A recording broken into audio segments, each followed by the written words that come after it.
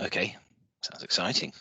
Okay, right, welcome to this third meeting in 2023 of the Operations Working Group. Um, so I've got some discussion points just to formulate our thinking today and sort of advertising some upcoming activities that we've got going on. So starting with the tradition that I introduced last month, or at the last meeting, I should say, I'm going to give you a quick update on where things are from. I say our world, I mean, it is our shared world, but from my perspective, which I know is a bit unique for this group. I'm hoping Richard, George, or Jis can provide us with an update from DCW, which in the event I wasn't actually able to make Digital Construction Week, but we had a roundtable there. So hopefully we can have an update on that. That'll be brilliant. I want to use the opportunity to advertise the upcoming fire roundtables. So this is the main activity we've got going on this summer, is that we're going to be revising our guidance notes on fire safety. These are the PDFs that you can access as publications through the BIM4Housing website, and we've got a series of roundtables happening through June and into July, which are going to be updating those documents and the Sorry, latest. could I just say, could you want to put the link through to the form, the tick box form to sign up onto the chat? Yeah. So, sorry, Alex. That's fine. That's all right. I've got it ready to copy and paste actually when we get there. If I put it in now, people are gonna do something else. But I will put it in now since you advertised. Oh, actually, sorry, Jis, you put that in. That's fine. Okay, so that's we just need to make sure that if you've got the opportunity to participate in one of those groups and contribute, let's make sure we're all signed up for those. And then opening up for everybody to have a discussion about any successes, failures, problems, opportunities you've spotted regarding the activities that you're getting involved with at the moment, and really any other business at that point. Before we go on, does that seem like a good agenda? Does anybody want to add anything in as a big topic? I'm just trying to work out how we're going to use our available time. Or should we just cover that off at the end? I think we'll quite quickly get to the updates from group members. So let's proceed as intended. Okay, so just quickly from my world, I'm interested in the actual delivery of social housing and how that's actually going on. So the first thing that we're noticing is that some of the developers that we need to partner with in order to deliver new properties are starting to struggle a little bit because of economic situations and potentially. We've got problems with inflation and people being locked into priced contracts and those sorts of things, which are definitely causing stress on the development side of things. So Tolerant went needs up in February, and that impacted on Carbon Home's delivery capability. It's not clear if they've actually got back online at the moment. And Lane End is a smaller developer, but used by L&Q and Onward Homes. It looks like Lane End is undergoing some rescue at the moment. So we'll see how that actually pans out, but that stopped some development activities that those people had planned. So I think from I guess some of us might be on the sharp end of that as well, actually being involved directly in the delivery of programs of work and a new build, and so we need to be mindful of the fact that some people are struggling at the moment in these things. The other thing that's happening, which I thought was particularly interesting, was Guinness merging or announced they're going to be merging with Shepherd's Bush Housing Group to create a group of approximately 70,000 assets. This is a bit of an emerging trend. So what's happening, the sort of driver for that seems to have been that Shepherd's Bush Housing Association, I've got my abbreviation wrong there, received a G3 V2 rating back in June. Which obviously means that they need to look for new ways of managing that business.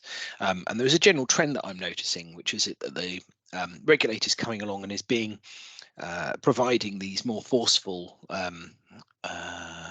guidance, the ratings for governance and viability. That's what all those rating systems are for, and that's causing some, especially the smaller housing associations, to seek mergers through it. Now, that's not the only reason that's driving mergers, but it does seem to be a major way of expanding housing stock at the moment, is through acquisition of underperforming smaller housing associations. So again, this is part of the way that our organisations, our world is coalescing a little bit.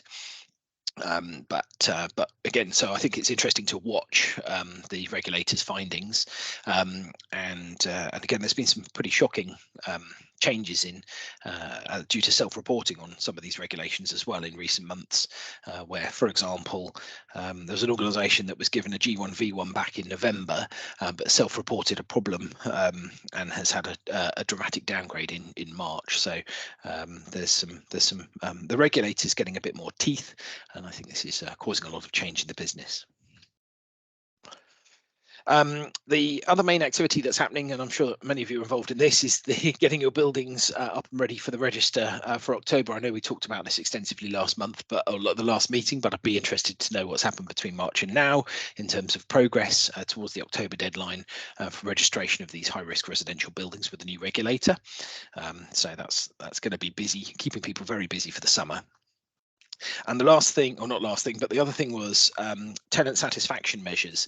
So customers, housing associations and local authorities were asked to baseline tenant satisfaction back in April, and the mean customer satisfaction dropped from 69 to 60% across the London boroughs.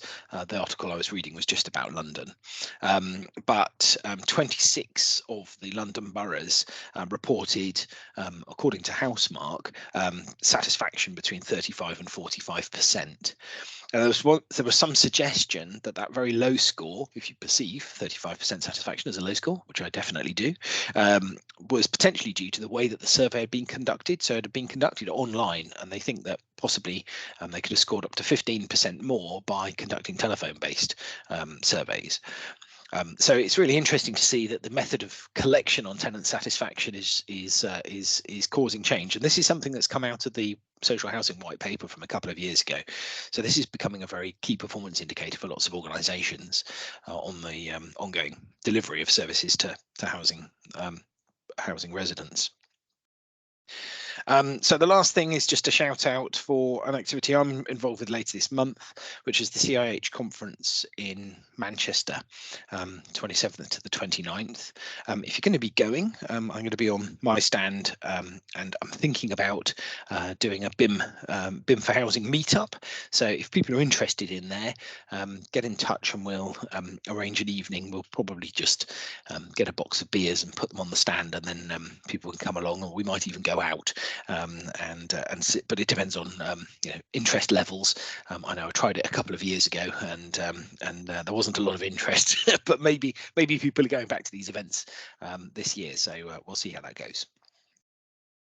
So I've got quite a lot on the screen there. Does anybody want to comment on any of that or come back on any of those points? I don't want to make this just transmit only, this session. Don't know if we've got anyone from Guinness or Shepherd's Bush on the call.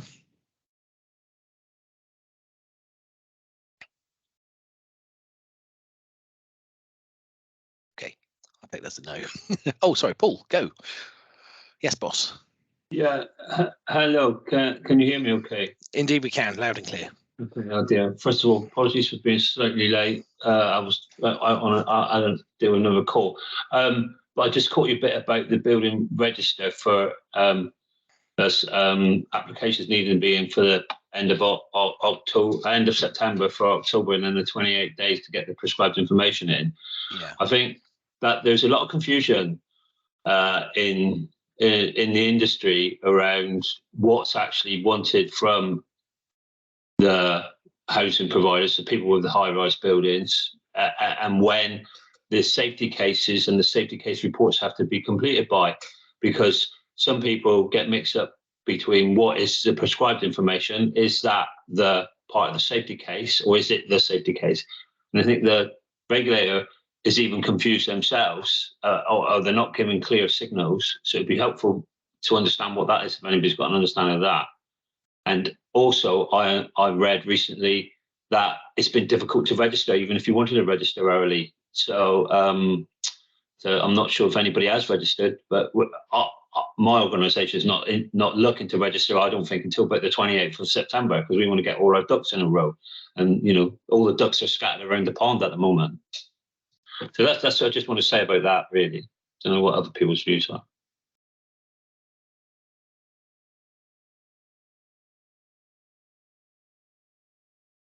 Yeah, does anybody else? I'm sorry, my machine crashed, so I apologise. I dropped out there for a little while.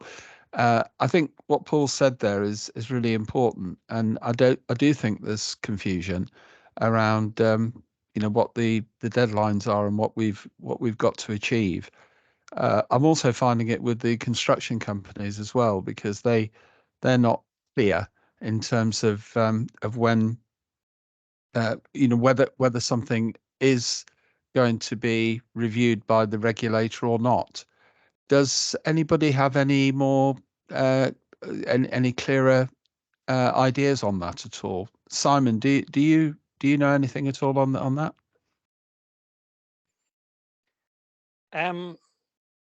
No, I think with regard to registration, it was up and down a bit for technical reasons, and I think that's the same for the key building information.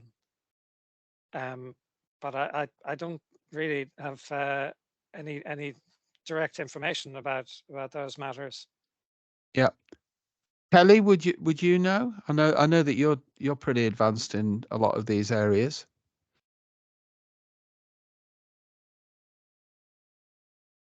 I'm sorry to pick on you.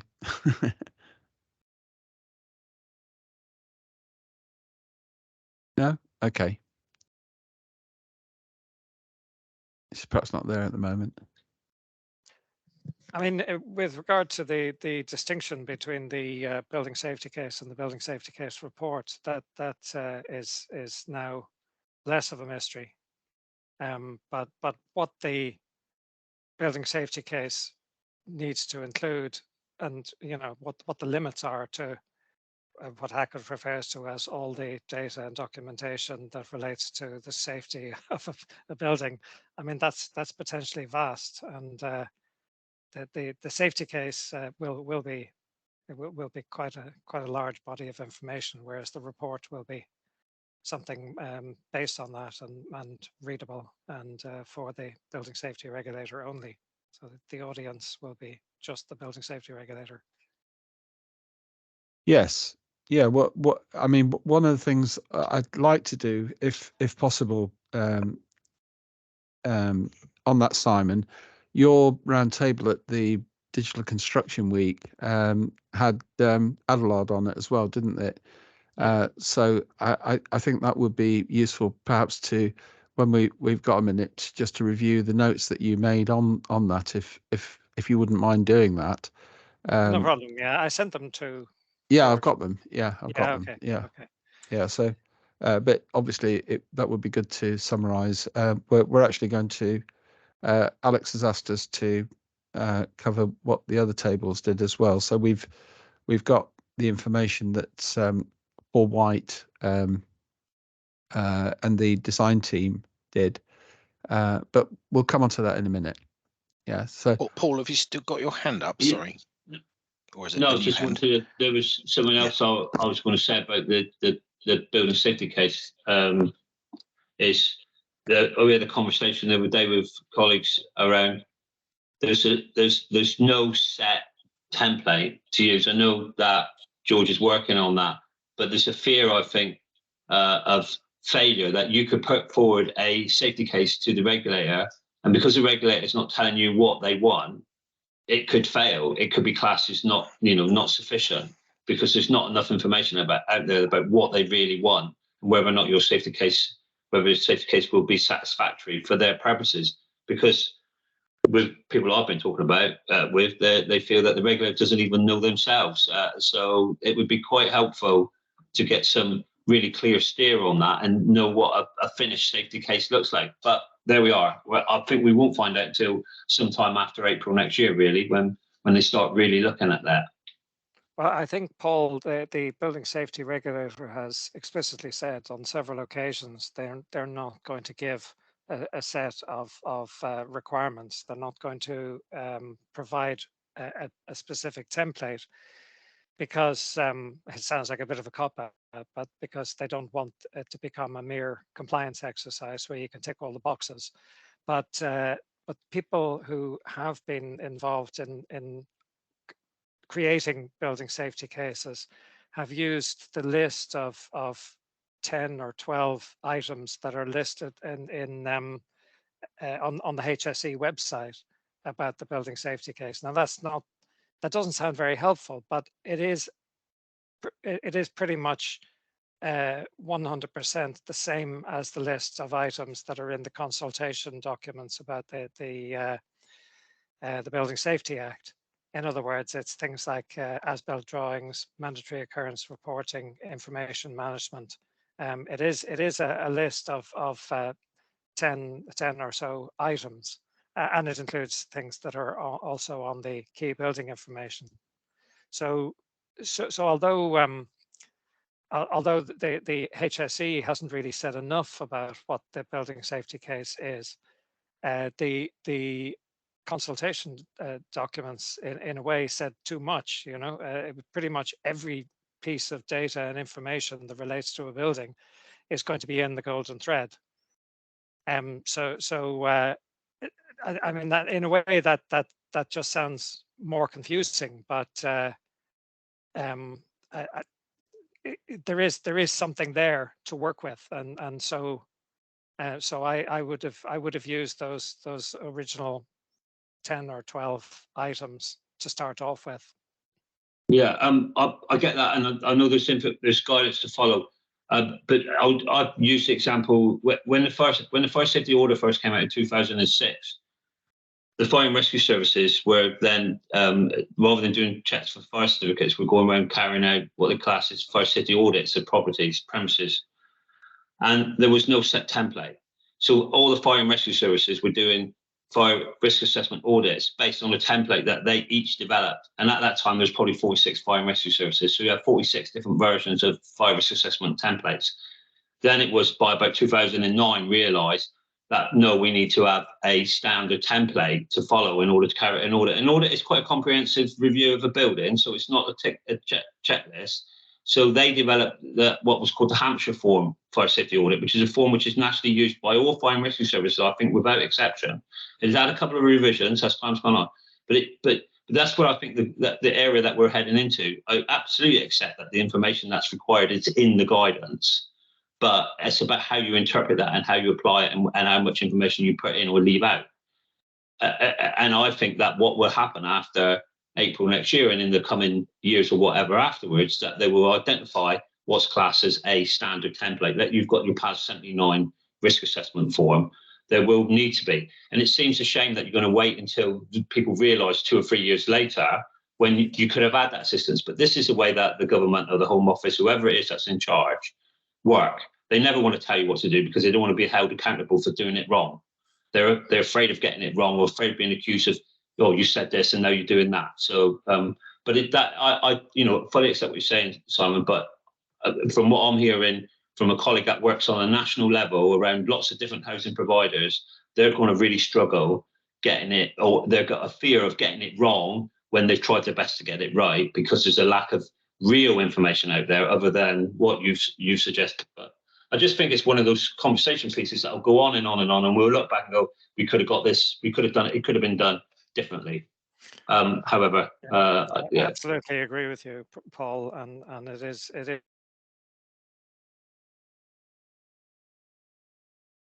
Adelard and people who've worked with them and similar consultancies know that a safety case is a specific framework that is very well understood in the industries where it's being used.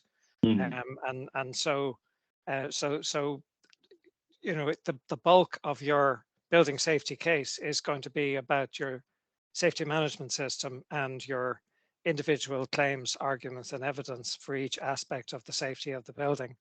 And I don't think it's possible for the building safety regulator to say this is not a building safety case if you have actually structured it as around a safety case framework.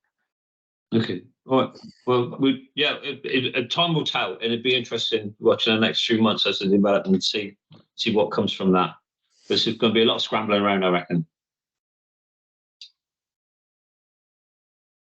I just wonder if just thinking out loud as a group, if we think that actually sharing even working documents would be helpful. Got to be mindful of groupthink, but also, clearly we're engaging with consultants and we're doing good work internally, but we're looking for and developing best practice. Just thinking in practical terms, Paul and others with the problems that you've got, would it be helpful to be able to see somebody else's safety case to compare those? I know that we've done similar things on calls in the past, pre-submission. Obviously, there might be some politics around that, but yeah, there can help. are people who are wary of giving away what they are also trying to sell. Oh, you mean the consultants, Simon? Well, like myself, yeah. Oh yeah, But- sure. But I joined this group to find out and share information, but I work for people who expect a fairly high degree of decorum when it comes to sharing things that are actually intellectual property. products. I guess. Yeah. I guess So, I'm the same situation. Okay, I think we're all commercial. We are all commercial people. So we obviously, but the point about this group really is to develop and share best practice, to come forward with that guidance. Lots of people having lots of different opinions, and or at least that for me is that is what this group is about. It's about providing a sort of North Star, a direction that we can all go in and correct the course if we need to.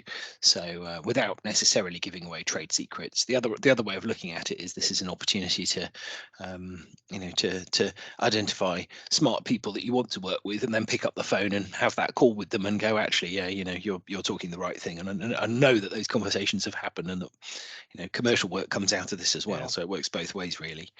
But you get out what you put in. Yeah, I mean, I'm not a salesman. I'm not a business development manager, and unfortunately, I just need to. You need to be careful. I mean, I have shared too much apparently, but this is BIM4Housing. They have shared an awful lot of very useful information that we haven't been able to get from anywhere else. So. I think we do owe it to the group. Yeah. And a problem shared is a problem halved, right? Yeah, but I think that the BIM4Housing is a lot more housing association people than local authority people, and I don't really understand why local authority people are being more secretive than anybody, as far as I can see. I mean, they have the early adopters group, but the building safety regulator says they don't really want to talk to consultancies. They'll only talk to the early adopters group. But I work for one of the authorities that's in the early adopters group, and I don't know what they've discovered either. I haven't had access to it, so I've seen some of their sample building safety cases, but they're all 3 or 4 years old. I think one of the challenges is that we've certainly, I personally have given away a lot of IP, active plan IP, by the way, not so much BIM4Housing IP, because I'm very committed to try and get other people to contribute, because if we can get that, then we've got a chance. Nobody can do it on their own. It's such a massive task that we've got on. Therefore, I think collaboration is the only way of achieving that. And that's one of the things. It's like the workshops that we've got coming up. I think it's probably worth just taking a moment. I was talking with another software firm yesterday, Riskbase, who they do fire risk assessment technology, and one of the things that we were they've seen what we've been doing in terms of the data sheets for each of the asset types, and that's the exercise, isn't it, Alex, that we're going to be looking at over the next month or so. Yeah. Now that resulted from the fact that when we were working with HACT, the Housing Association group, and we were producing the Housing Association Data Dictionary, what we discovered was that there was a number of us who were technology people who could produce really good data schemas and data sets for all the different asset types so that we could define what the asset information requirements were. But in the group, we didn't have people like Elliot, who's an expert in fire doors, yeah, or Stephen, who's an expert in fire dampers, yeah. And therefore, what we were finding was that that lack of knowledge base was meaning that we're just ending up with generic COBie data. In other words, manufacturer, model number, and things like that, without actually identifying what the key information might be. So that's why we embarked on the whole Golden Thread Initiative project, which has given us some really good data sheets on all the different product types. But we now need to turn that into proper machine readable information. So the next stage, I think, in the exercise is, from a data point of view, if we're interested in having machine readable information that can be therefore reused and audited, there's an exercise to do, maybe with HACT, to revisit that, so that because the fact is, if we can identify what information is important to know about a cavity barrier, then that should be generic to anybody. Does that make sense? So yes. I think one of the things I'd like to see if people are interested in is moving that forward. But we can't do it on our own. I mean, Richard and Jis are very good at coordinating these events so that we can bring together people that are willing to, who have got the knowledge and are willing to share some information. But actually, that some of the work is just digging down and spending maybe a couple of hours just going and sharing your knowledge, and then we can get some sort of data people to turn that into something that is reusable. So that would be my suggestion. I think what we should be doing, Alex, is probably when we're running the workshops, identify within the as we go through them. Richard is going to be coordinating most of these. Actually identify people that are willing to give up an hour or a couple of hours of their time to actually just help bring together the right properties. I mean, maybe we look at that at the end of the session, Alex. We can show. Yeah. We can pull up maybe fire doors because Elliot's here, or dampers, and we can get some really informed thinking on that to say how can we turn this into something that's usable. But would that interest you, Elliot? Absolutely. I have pointed out, George, you missed it, that I do need to leave at 11 o'clock. But oh right, okay. But we'll just to go back to Simon's point, I do fully appreciate as a consultancy you have IP and you're potentially giving away something that you would normally charge for, and to that end I fully get that. But George, when I go back to our initial conversations probably about a year and a half ago, there's nobody more secretive than fire door companies since Grenfell about test data and the way of doing things. However, I see it as a social and moral responsibility for us to, as Alex said, be that North Star that tries to lead people in the right direction. And you hope that similar people on this group with the same moral compass will not only take the information you've given, but then maybe take up your services as a result of seeing the information that you've given. And that's where I stand. You're setting a bar, aren't you? Yeah, as I said to you, George, ultimately anybody can take something down, deconstruct it, look at how it's made, and then put it back together. What they can't do is, I'm a great believer in people by people, and if you're prepared to give your time up in these scenarios time and time again, then that should count for something when commercial opportunities come along.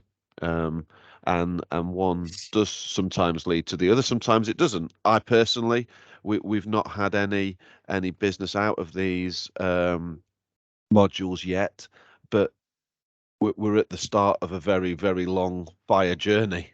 You only have to look at LinkedIn last night, and there was another massive fire in London on the balconies. Fortunately, no fatalities, but the profile is just going to be continuous. So I'll get off my soapbox now, but I appreciate every side of the argument, especially Simon's point. But the reason we are here, I am here, is we were heavily involved in Grenfell, and we have a massive social responsibility to right the wrongs of yesteryear that fell at everybody's feet, not just the doors, not just the dampers, not just the windows. It was a total catastrophe, and we all want to move forward. Yeah, I mean, Elliot, I am certainly willing to put time into BIM4Housing, you know, without any caveats. I am willing to do that. If so, my background is knowledge management, information management, data management, using things like taxonomies, controlled vocabularies, ontologies of relationships, and high-level descriptions of how data and documentation and things break down. And I'm happy to use those skills with the work of BIM4Housing. But I think one of the biggest barriers that I've had is that BIM is, no matter what they say, no matter how they paint it and redescribe it, BIM is for the construction industry. It is not for housing. So I appreciate that you're that this is called BIM4Housing, but everything to do with the golden thread in the clients I've talked to so far is geared towards buildings, the Building Safety Act, the Building Safety Regulator, as if the safety of the building guarantees the safety of the residents. But it doesn't take into account the fact that at handover, when the building goes from the construction phase to the occupation phase, the building also transforms into housing. It transforms into an ecosystem for people. And BIM is not taking that into account. Neither are building safety cases, neither are any of the IT systems. And Digital Construction Week was a prime example. It was all aimed at the money, construction, not at housing providers. Well, yeah, okay. I accept that is a prominent view that BIM is about. Well, in fact, it's worse than that, actually, Simon. People think BIM is about 3D modeling. Yeah. So, but it really isn't. It is about better information management. And, in fact, UK BIM Alliance, we've rebranded it NEMA. Not that I particularly think that's a great idea, but I understand the premise behind it, because we're trying to move away from thinking about information just around the 3D model.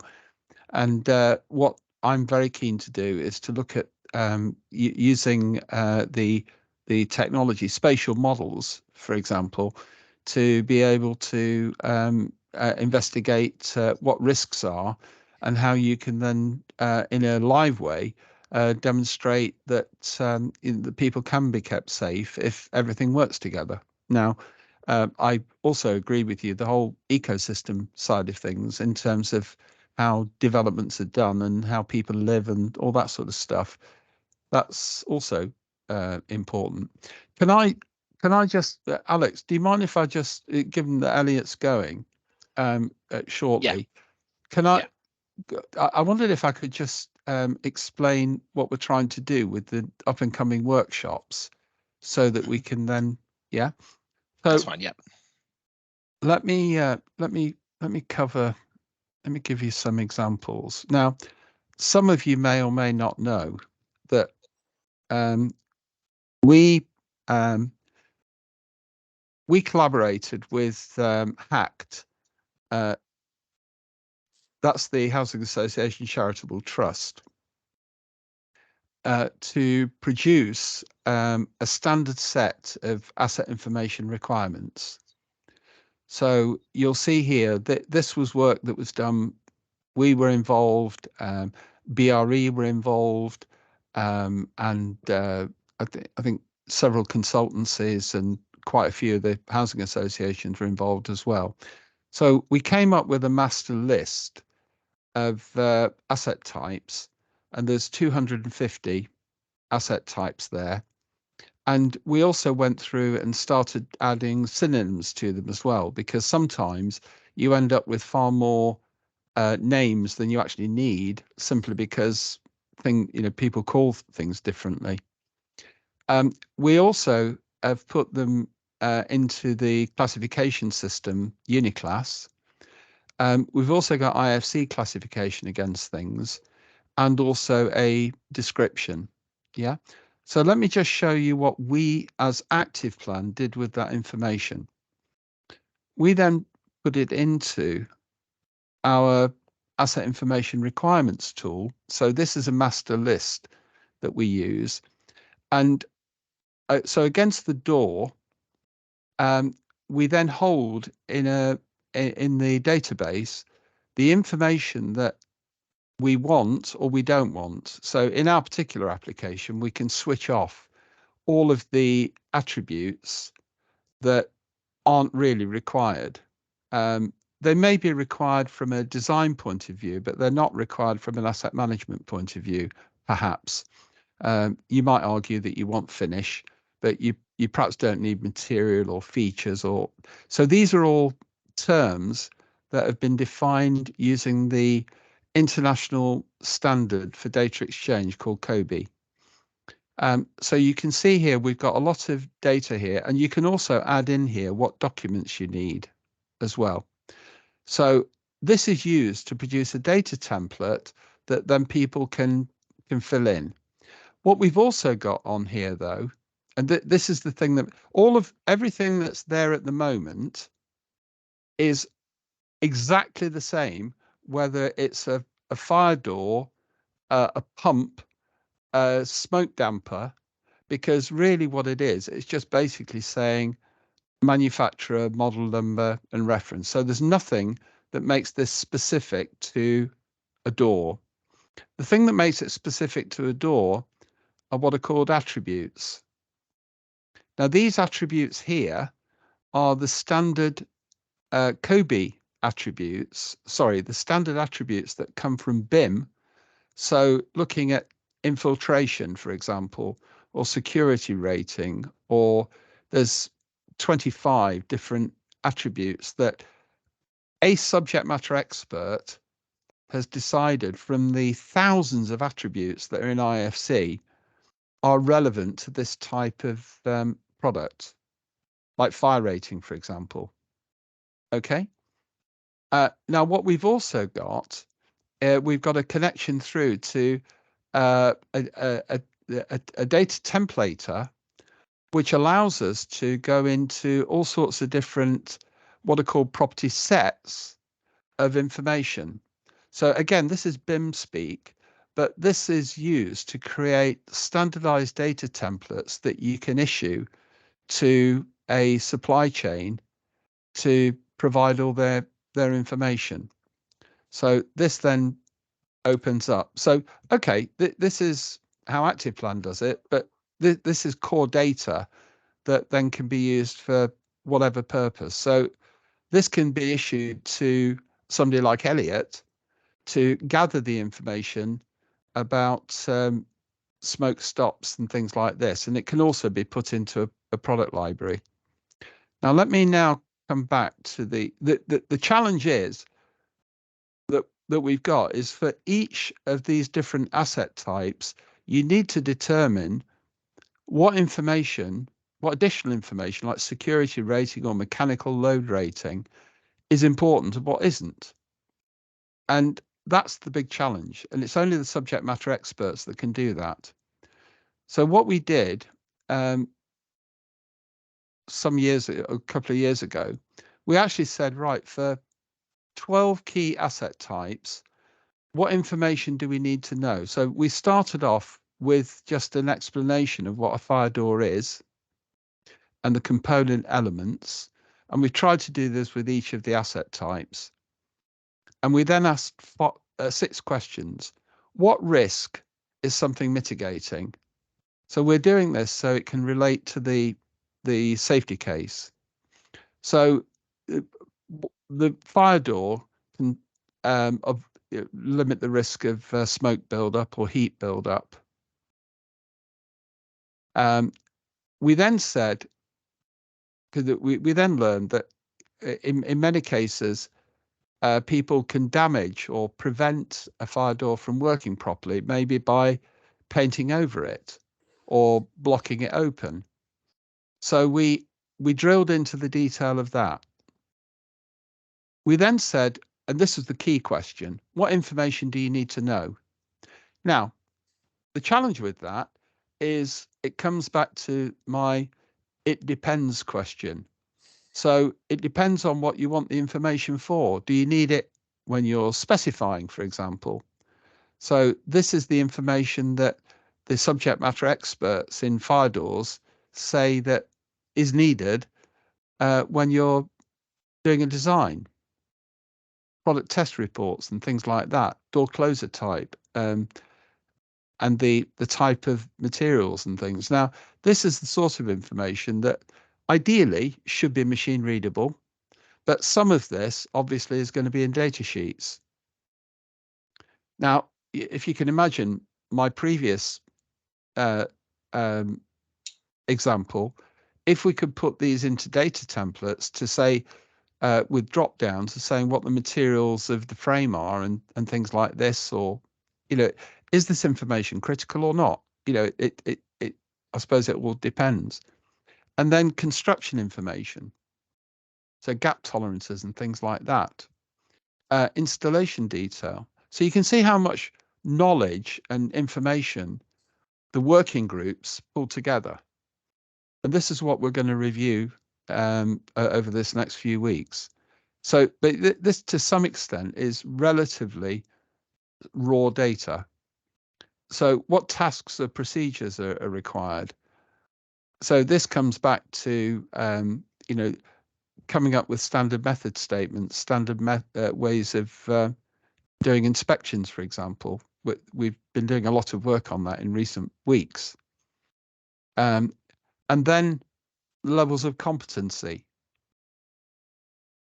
So, and we've got the same for, as I say, for fire dampers and smoke dampers and the like. So is that the sort of thing from an operations group? So the operations team, for example, is that the sort of thing that you would find useful?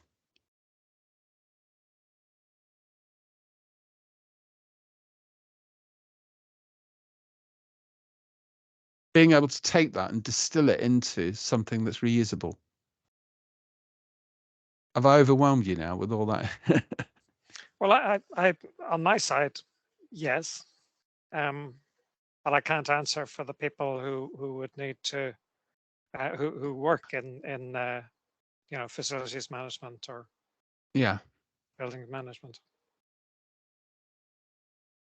George, as we've said before, and I certainly said this when Stephen and I were sat at the round table a couple of weeks ago, it would be great if we could whittle that information down automatically when you type in a previous component part.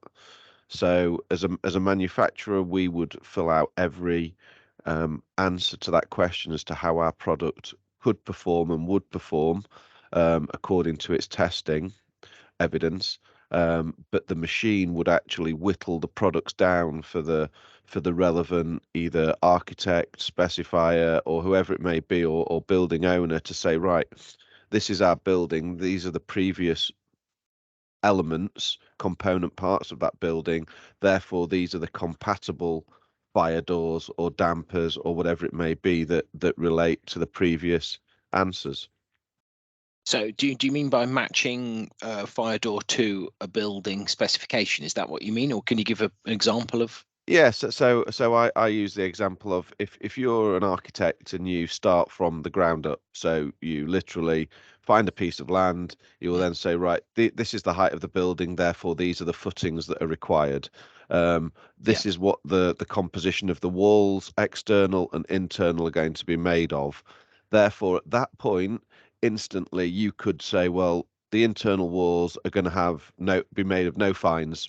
Therefore, that rules out distinction doors, fire door straight away. So, but it might leave another product that you can then use. It might be the same for fire damper. It might be that we're using overhead cabling or whatever, therefore we can't use X, Y, and Z. I get baffled with Paul when he starts talking about all the different regulations. So, but it would be a case of like almost a process of elimination as you build the component parts of that building. These are the products that are left, whether it be a fire door, whether it be a damper, whether it be carpets, whether it be whatever it may be. At least then, if the manufacturer has already inserted all the relevant what if scenarios to their testing, because if you've got a specifier or an architect, they ain't going to go through all those questions. They're not going to run through a 12-page document just on fire doors when they've got to probably do that for another 100 or 200 component parts of that building. It will take them forever. Whereas if as George saying, they are machine readable, then that machine can kind of work out what a viable product is to then progress through the building. Yeah, the other thing is at some stage, hopefully, we're going to have some way of interpreting the building regulations in a way that is consumable, because that's the big gotcha at the moment. That's something I'm doing at the moment, George. At least from a knowledge management point of view, I'm trying to pull out the parts of the Building Safety Act that relate directly to the golden thread. So that includes building safety case, the mandatory occurrence reporting, assessment of building safety risks, and things like the roles, principal accountable person, building safety regulator. So I've been trying to pull together the connections between them, the relationships between them, and well, we're doing some of that as well, Simon. So that there might be worth in getting together on that, because what I'm really interested in is the outcome, rather than But the point I was making was actually slightly different, and that is building regulations. Yeah. So the building regulations are the things that are I think that's statutory, and there's 800 of them, or there's 800 standards referred to in building regs, which is completely impossible for any designer or manufacturer to be able to, contractor to get on top of, and it's growing all the time. So I think at some stage somebody's going to need to, or the industry, I guess, is the only way of doing it, because the government won't do it, to be able to interpret which of those building regs is important, in which context? And I find it completely overwhelming. How can we actually do this? Because if you do have an incident and things, you get pulled up in front of a barrister, where does the liability lie for that? Yeah, I mean, I agree with you, George, and I'm also trying to find out what the association between various different pieces of legislation are with the overall project of the Golden Thread. So it includes, I mean, you mentioned some obscure piece of legislation which I had to add into my my kind of knowledge base, but Effective Premises Act. That was the one, yeah. Mm. Yeah, and some of them are actually very small, but they have a massive impact. So the CDM, somebody was pointing out that that the CDM demands that the health and safety files are updated every time anything that represents a change in them occurs in the building, but that doesn't happen in practice in any of the health and safety files that I've been able to look at. In other words, there is no log of the changes that have been made in the building that impact on the safety features, for example. No, absolutely, and people have to do it. It's statutory, but if nobody's overseeing it, then it doesn't happen. Yeah, and I mean, who'd know? At least in a local authority, you've got architects, but working not with housing, but only with the development. So yeah, it's out of their hands. Good. Okay, so Alex, pull us back Well, online. are we using Elliot's time most wisely? That's the thing, because he's got 4 minutes until he needs to drop off. So is there anything else? As well. Oh, right. Okay, fair enough. Before.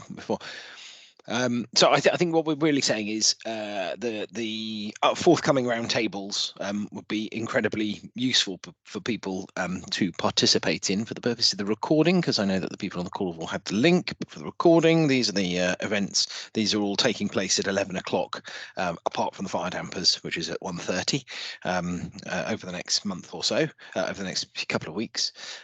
So you can register with those.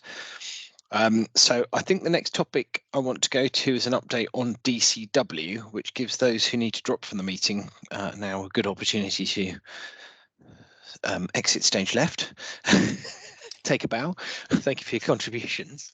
But yeah, if that's okay, so we'll just run on to talking about the DCW stuff. So here's a photograph I snapped from last time round. And thank you for your contributions, both Simon and Elliot. It's been quite good this morning. Thank you. See you later. Thank you. So now I was planning to make DCW, but my son had a tooth infection and I had to get him to a dentist, so I couldn't make it on the day. So apologies there. So I'm as keen as mustard mustard and chips to find out exactly what happened.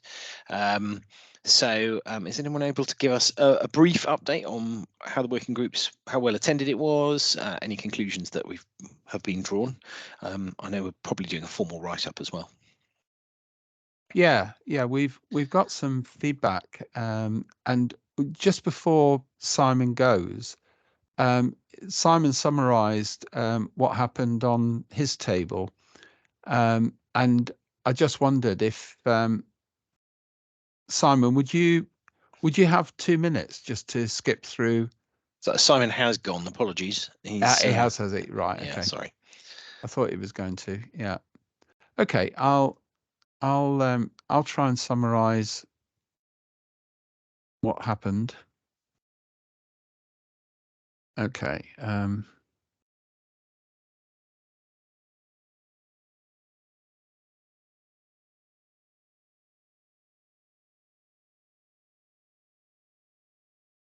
So this was the groups.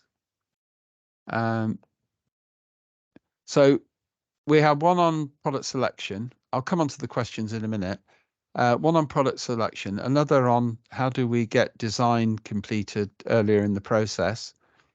The one that Simon was in was the one about the building safety case, whether it's just a report or whether it's something ongoing, and that was very clear that it was ongoing.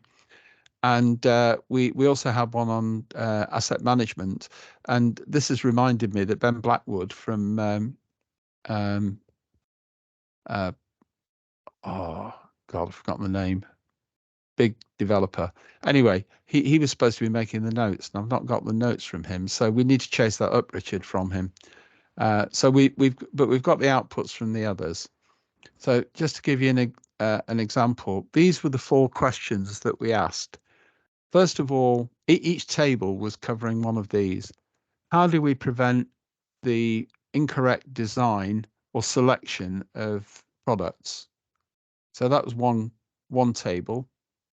Another was, how do we ensure the continuity and relationship of asset safety information through the asset life cycle? The purpose of that actually came out of work that we've been doing with Barnet Housing, where we identified that what people were doing on fire stopping inspections, they were actually recording the inspection, and that was the thing that was going into the data, rather than the fact that the asset that was being inspected. Now, the reason that's important is that a fire collar, for example, or a fire door, may be inspected 20, 30 times over its life. And therefore, what we need to do is make sure that that recording of the inspection is held against that asset. So that's what we want to try and do here. The third question was, how do we ensure that a building safety data is live and not just an outdated snapshot in time? And then how do we ensure that incomplete building services design doesn't impact on construction? So that's really about compartments and things like that.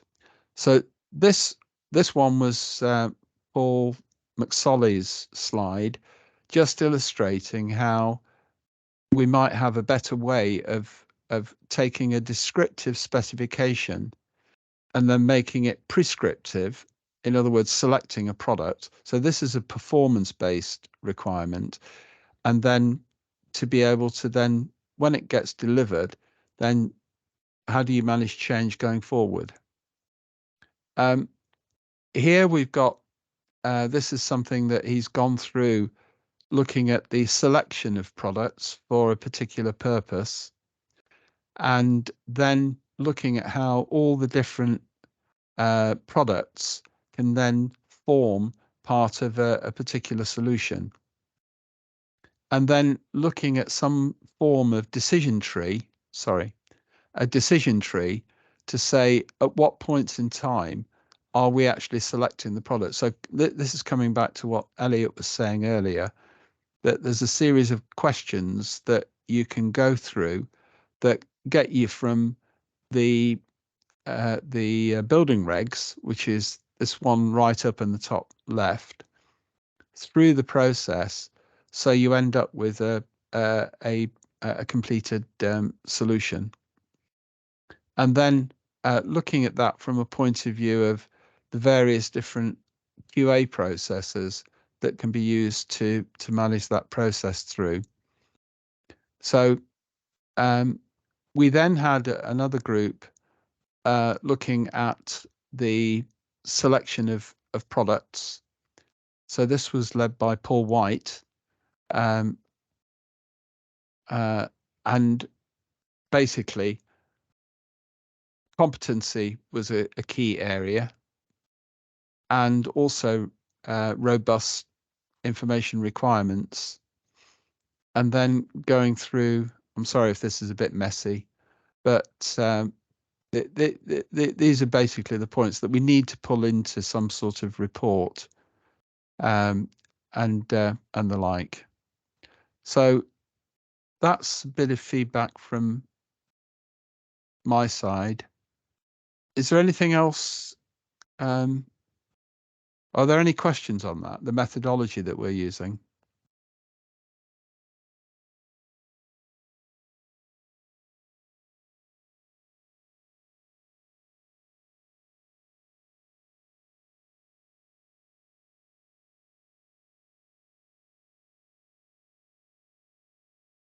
Stephen, you were on one of those groups. Have you got anything to contribute?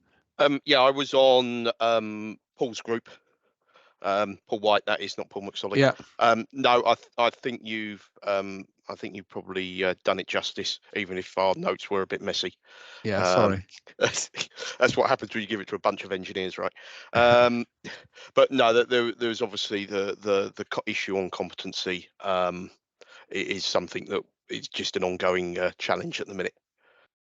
And it kind of comes back to what we were talking about at the beginning with sharing knowledge.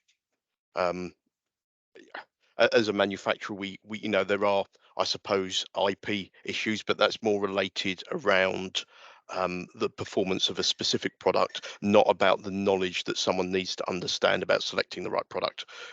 We're down to what questions do they need to ask, because it's almost the unknown unknowns. Whereas I've got no problem with sharing and educating people and making them aware of, for example, alternative wall constructions and what they need to consider when they're using, whether it's a fire damper, a smoke damper, or anything else that's penetrating a fire compartment. That there's certain things that they need to be aware of, and that's not company IP. But we're conscious that sometimes we have the knowledge that other people don't. So as Elliot alluded to earlier, I don't have a problem with sharing that knowledge, because the more people that know it, the more chances we've got of them not being installed in the wrong compartment structure, which is what we're all trying to achieve out of this. So, Sure. Can I ask two really naive questions at this point? Not necessarily to you, Stephen, but just generally. So the first thing is, in the construction process, so how does a customer, an end person buying the product, actually select a product? So if I wanted to fit something to my home, I would be, I'd go to a preferred supplier and I'd be Googling for the thing, I'd be searching for the thing that I wanted. And, I'd be using online catalogs. So I'm going to assume that there's a similar sort of catalogs from, major building providers, and that people are searching for criteria that works on that. But there might be another process that you go through. You might have something in that. So that's the first part of the question. I'll put that one out there first, because that might be very obvious. It's like, yes, online there's like a tool in Revit that you do find the thing and it finds it. I can only speak for us. So we have, there might be online selection tools. It's going to depend on the product, catalogs, bits and pieces. I suppose that the person generally selecting a fire damper is not a homeowner. Yes, so yes. we're back to a dangerously assuming a certain level of competence with the person that's doing the selection in the first place. We, the way our business is structured, we typically go out and deal with a lot of consultants. So stuff might be driven by specification. We can't tell you what classification you need for a particular application. That's for the designer to decide. We're not doing the fire strategy for them.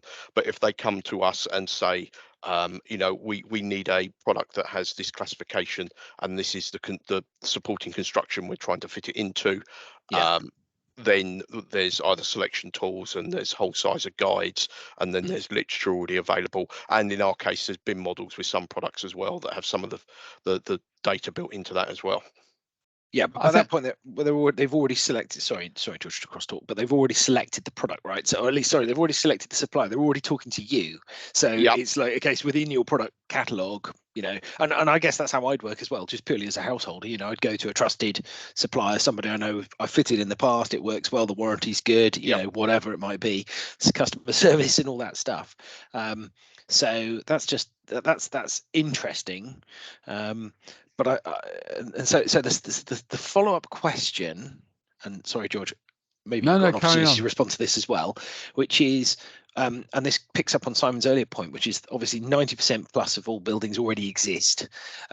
So an example of what I was talking about, where Guinness are getting some Shepherd's Bush Housing Group assets as part of a merging process, they're gonna be taking again, this is, I'm speaking not on behalf of Guinness or Shepherd's Bush, to be very, very clear at this point, but they've got some new buildings and they need to know about those buildings. So, and they're existing, this is what I call retro BIM. You've got to have some detailed knowledge. Some of those might be housing blocks. Let's imagine that there's some blocks in that. So now they've got responsibility for those blocks, and they've got to now go in and explore and expand. And this loops back to George's point about defining asset information requirements, which is straightforward when you're doing product selections and say manufacturers fill this in. But when I go to a fire damper or I go to a fire door, how do I know what make and model it is? I've got to go looking for plates and make a guess. I might even have to look at it and go, well, I don't know, so I'm now going to rip it out and put something new in instead, and I've got to look at the performance of that in a particular context. So I just wonder, that's a very real problem, because most buildings already exist and we're trying to get these information sets. Oh, absolutely. And cases. of course,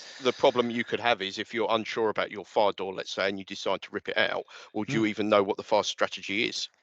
What are you going to replace it with? If you don't know what it is that you've got, and you don't know what the strategy was in the first place when that building was designed, yes, what do you put in its place? Exactly. And I think, as a layperson in the building industry, although I've been in it for donkey's years, I'm not I'm not burdened with the sort of education that people like Stephen have got. So I can look at things in a more probably a bit like you, Alex, just from a common sense perspective, and it's bloody complicated. Yep. Yeah, it's very complicated when you consider that the product selection needs to relate to what system it's going into, and then what that system is expected to do. So what you've got to do really is come down from the activities that a space is performing. This is my way of looking at it. What are people doing in the spaces? Because at the end of the day, buildings are about people and what people are doing in them, typically, unless it's a manufacturing plant. So therefore, it's a matter of understanding what spaces you've got, what people are doing in them, what the environmental requirement is of those spaces, and then what systems are supporting those environmental requirements, and then what products, what types of products indeed are needed to make that environment work. And then when you've done all that, you can then pick your product, right? The problem is that people will sometimes come along and say, well, we need another fire damper because the other one's failed. Let's just go and buy the cheapest fire damper we can, or what's the most available. Yep. And it therefore, they're not taking account of the context in which it's being used. And that's really why Paul McSolly has been trying to put together that decision tree process so it can prompt the professionals to actually do the job. Because if you look at it, you've got a range of different people that are involved in that decision process. You've got probably arguably an asset manager who will understand what the spaces are being used for. You'd hope they would anyway.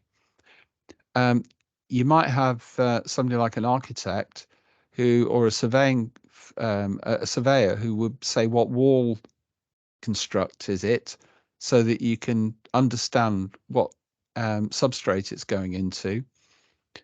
You then probably need a services engineer to understand what's the item of kit that's on either side that is driving the system. And then it's only at that point you can actually select the product.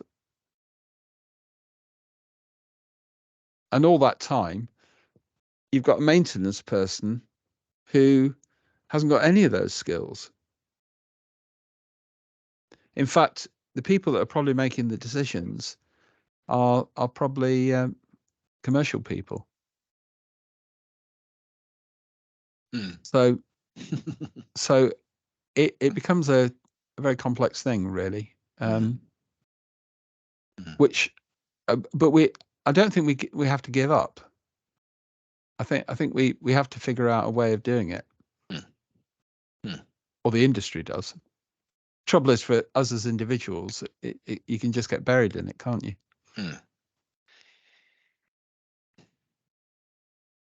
Yeah. Sorry for my stupid questions, but I actually get a lot from these stupid questions, so it's quite insightful, and hopefully people watching the recording or even on the call can also get some benefit from that approach to knowledge gathering as well. Okay, so I think if it's okay, we'll move on to the discussion. Well, I just wanted to get updates from group members, but to be honest with you, we're now down to very few members, and this might be a relatively short update. But I just wonder if there's any particular activities that people have been doing over the last couple of months. Obviously, we've had input on the towards registration for building safety registration already. So, Stephen, go for it. Thank you, Alex. Obviously, I kind of sit on the periphery of this, but there was something that I came across yesterday that might be of interest to the wider group, or you might already know it, and I might just be behind the curve, which is a BS standard for the digital management of fire safety information. Oh no, I didn't know that. So what I'll do, I'll stick it's BS 8644. It would look like it was published middle of last year. Oh, I know. I think we know this. You know that. Yeah, we did Okay. know this. Yes. Yeah. I did think. This is fiery. Yeah. Fiery. Yes, that's Yes. right. Yes. Yeah, I'll go back to sleep on it. No, that's fine. Obviously, it's not something I generally deal with on a day-to-day issue. I'm more at the other end. So it was something that came up with a presentation yesterday at the ASFP AGM. Oh, right. So, okay. If everyone is aware of it, I'll go back on mute. What was the reaction from the ASFP? Well, it was Aman Sharman was the keynote speaker. Yeah. And he made reference to it because he was talking about golden thread. And obviously I think golden thread part 3 and part 4. So part 3 being related to new build, and part 4 being related to the problem we've just been discussing of existing building stock. And you know, how do you ascertain what assets you've got in your building? When you say part 3 and part 4, does that suggest there's publications? I have got no idea. It was the first time I'd ever heard of it. So whether the ASFP are going to share his presentation or not, I don't know.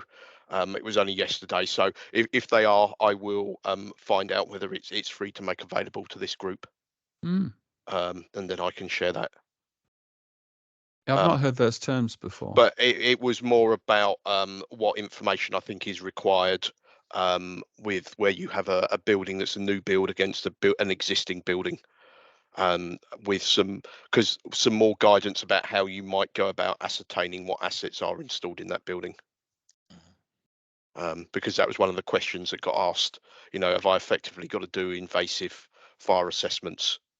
Which, you know, I've had to support some of the big tier ones with doing on buildings that are less than 10 years old because I don't even know what they've made their walls out of.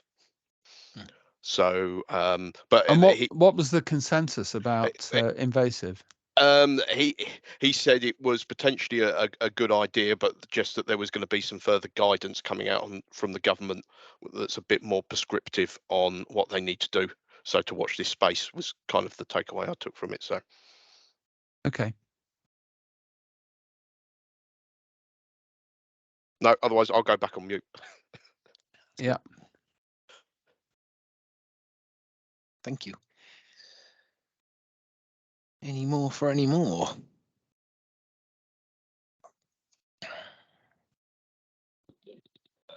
I put a bit on the chat box, and it relates back to stuff that I was talking about with Simon.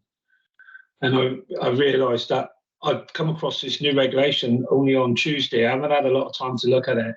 And the government are putting out some new regulations under the Building Safety Act. It seems to me by stealth. They don't really publicise them.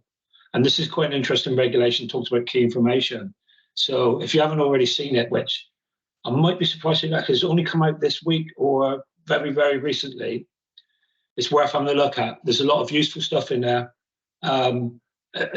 especially in the world that you're working in, Simon, I think. So might be, you know, something that I'm going to spend more time looking at to ensure compliance. But we need to be aware of this. As far as I understand, there are up to 32 statutes that may be coming out by the government, may be released by the government in support of the Building Safety Act, and they don't publicise them. So you may find it in somebody else one, and you find it by accident. The person that identified this to me works with the Home Office, writing guidance for the Home Office, and he wasn't even aware of it until he found it by looking somewhere else. So just be aware that's there. Have a look at that if you're involved in BIMs, Simon and George, and then, you know, maybe useful, maybe already telling you what you're doing is right. Okay. No, it's very helpful. That is. Yeah, that is draft legislation. Just to be clear, though, so that's still coming, and there are several. No, that's out. No, that is out as far as I understand it. Is it? Oh, the link you've sent. Says draft. Says draft. So this is in draft. Right. Yeah. Okay. And it's still, so it hasn't got an act, it's still a regulation. So it's, I don't know, we'd have to look at that, how it's going to progress through.